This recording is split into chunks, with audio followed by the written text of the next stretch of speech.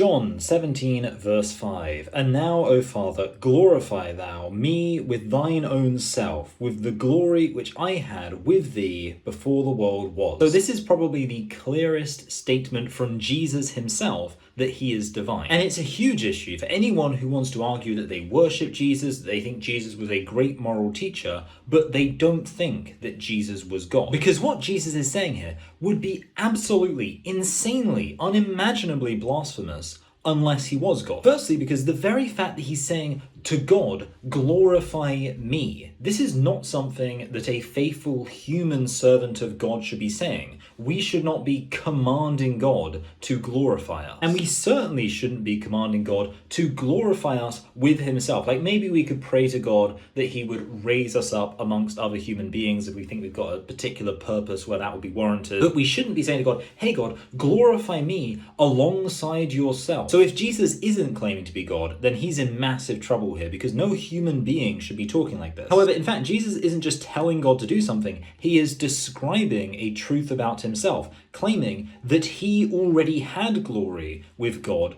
before the world was. So this isn't just Jesus asking to be elevated to a divine status, this is Jesus saying he already is divine. Firstly, in saying that he already had glory with God, but secondly, in saying that he had this glory before the world was, meaning he is not part of creation, he precedes the world itself. Some people point out that it seems like Jesus in his earthly ministry was kind of humble, not really inclined to elevate himself excessively.